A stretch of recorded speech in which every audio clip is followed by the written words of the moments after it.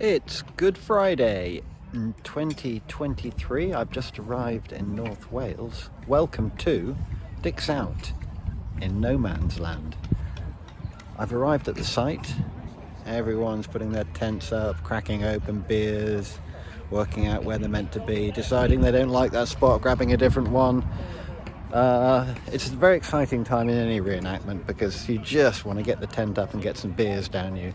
But the weather is stunning. The drive up was lovely. It's a really beautiful part of the country, so here's hoping for a fantastic weekend. Here it is, the lovely little town of Dyserth. Village, I should say. There's their famous waterfall. How do I explain this? We're in a bar that hasn't yet opened, but we're on the kind of special pre-opening night. So me and Ian have come in here and we are surrounded by attractive, milfy Welsh ladies. And the DJ was from the Alarm. Check it out. Well, it's all kicking off now. We've got dancing Swallows.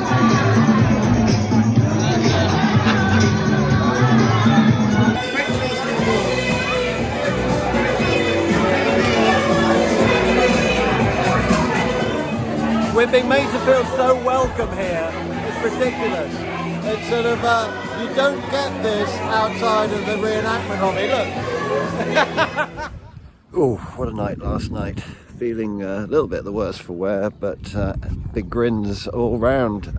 So it's effectively day one at no man's land, and people are making their breakfasts and just getting their kit on, sussing out what's here food-wise, and getting the cars off the site is quite an important part of it. Anyway, see you later.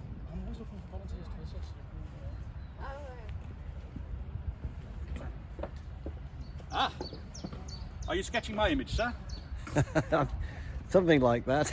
You're staying in character, Guy. Of course, of course. I was just explaining to this fair maiden the concept of time and how knowing how the pole star was up there and that the Earth revolves at 15 degrees per hour, therefore knowing south is down there, we can look up and we can work out it's 3 hands between the sun and where the south is, therefore it's 9 o'clock Zulu. If you have a leaf-shaped head, and of course it keeps the opponent at a distance.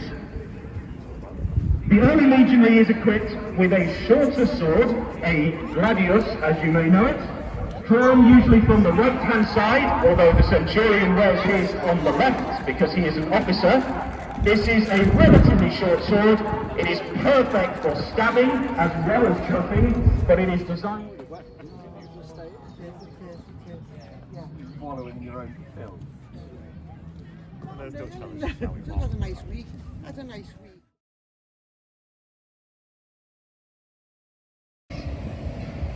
So it's the end of day one, and it's been a fantastic day. A mixture of chatting with a very interested and attentive public, watching a few of the displays, enjoying the weather. Yeah, great days reenacting. One of the questions we frequently get asked as reenactors is, where do you get your kit? Well, one of the sources is at events like this, where we might do a bring and buy sale at the end of the day and people can sell off the surplus things that they've acquired. But you can see from this that there's a vast array of things you can acquire.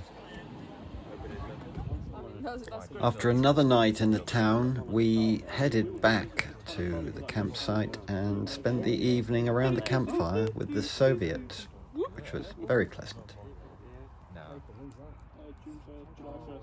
It's 8 a.m. on Easter Sunday morning. Just got up and I'm heading for church because it's Easter Sunday, and after that back for the final day. Ooh, glancing hit. Now can the crew of the small ballista make it 3 for 3?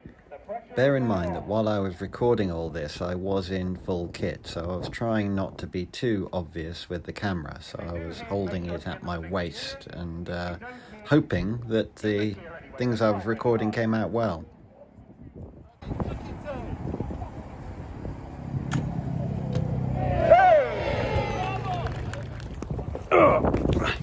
I'm making it up to the wooded area where I want to go and see our Russian friends who also camped with the Chinese and Japanese.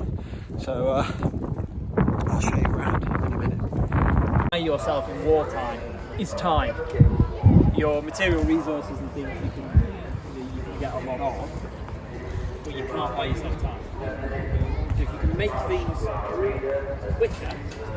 Not every group does a display in the main arena. Most of the groups, in fact, just remain a static living history display, so the public come round and talk to them, and it's usually a case of a table full of show and tell items.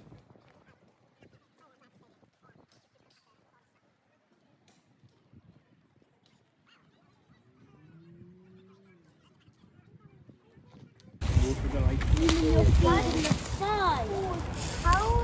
How do you keep the fire like Green. that? Pick up the leaves. It's still green. Which is smoke.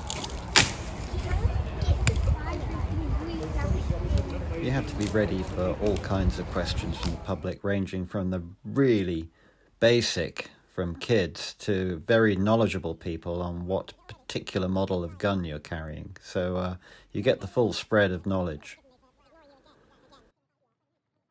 Nearly forgot the fins there. Don't want to forget the fins. So that's it, the end of the show. Everyone's taking all their stuff down, packing it into their cars, setting off on their sometimes long journeys home. They've just turned back into fat middle-aged men with a strange hobby. So that's it. That's the end of Dick's Out in No Man's Land. I'll see you next time. Bye.